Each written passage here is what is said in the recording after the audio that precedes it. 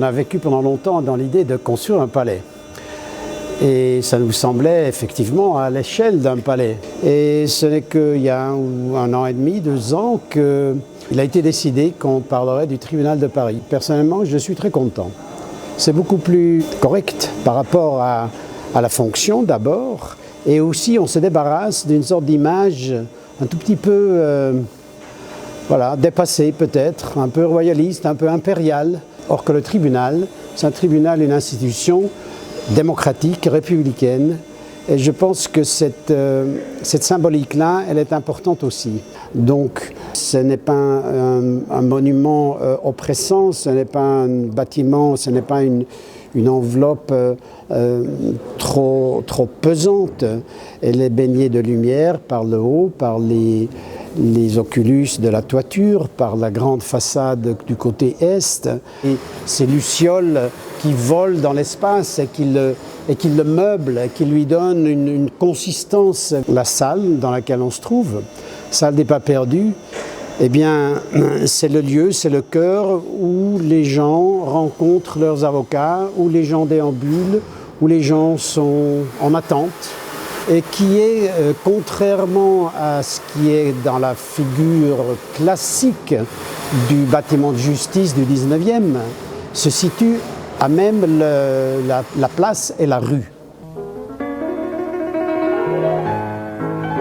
Les convocations sont organisées de manière telle à convoquer la majorité, la totalité du public à 9 h du matin ou à 14 h.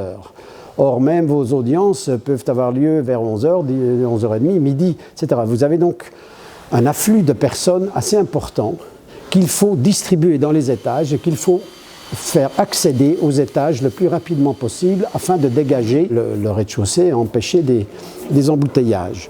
C'est pour ça que nous avons proposé ce système d'escalateurs qui d'ailleurs ne sont qu'en ascendant.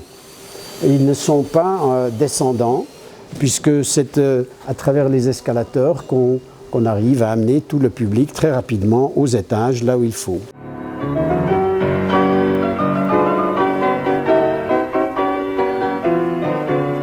La première chambre civile fait partie d'un gabarit parmi les plus grands du palais. De ces gabarits, on a 3.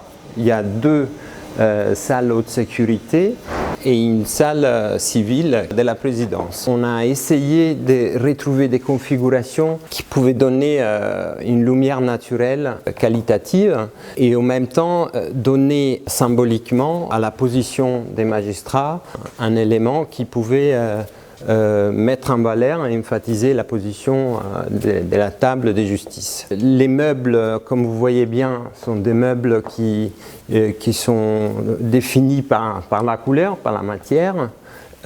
Tout ce qui est mobilier est blanc, tout ce qui est enveloppe, c'est bois. Il y a cette différence qui permet au mobilier de flotter un peu dans la salle avec une présence légère. La salle derrière a une espèce de partie opaque. Cette partie opaque, dès qu'on sort, on découvre qu'il y a une véritable salle. C'est la salle du conseil, mais qui peut fonctionner aussi comme salle de délibéré. Les magistrats circulent sous la périphérie du bâtiment et les publics circulent dans les cœurs du bâtiment, dans la salle des pas perdus.